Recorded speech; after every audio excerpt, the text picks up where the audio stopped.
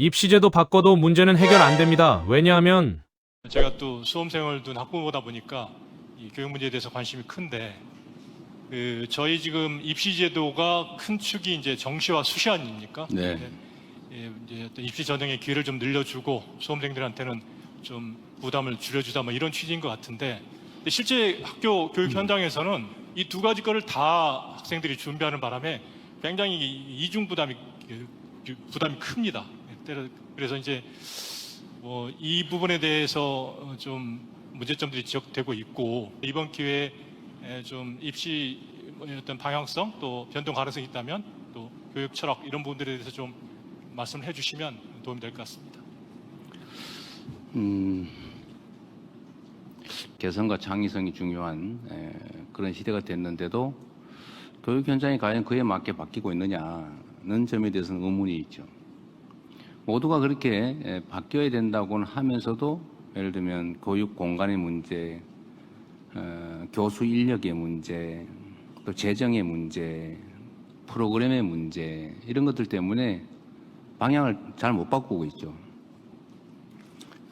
그걸 어떻게 그럼 구체적으로 실행해 나갈 거냐가 핵심이 아닐까 싶어요.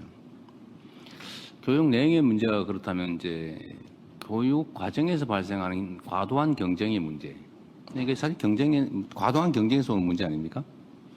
근데 과도한 경쟁을 그대로 둔 상태에서 이 경쟁을 어떻게 합리적으로 할 것이냐, 수시로 할 거냐, 정시로 할 거냐, 뭐 정시는 또 어떻게 할 거냐, 뭐 수시는 어떻게 할 거냐, 비중은 어떻게 할 거냐, 온갖 논쟁거리가 나오잖아요.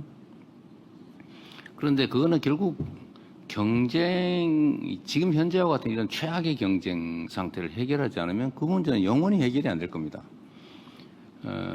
그래서 우리가 입시 정책이라고 하는 것을 바꾸면 바꿔서 난리, 안 바꾸면 안 바꿔서 난리. 왜냐하면 원래 난리거든요.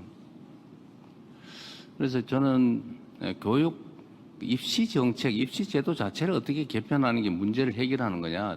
저는 거기에 별로 큰 비중은 없다고 생각해요. 근본적으로 경쟁 과잉 상태이기 때문에요. 그러려면 결국은 다시 본원적인 문제로 되돌아가서 어떻게 더 많은 기회를 만들어낼 거냐. 결국 어떻게 더 많이 성장할 거냐. 어떻게 더 많이 기회를 골고루 나눌 것이냐. 결국 그 문제 귀착된다고 생각합니다.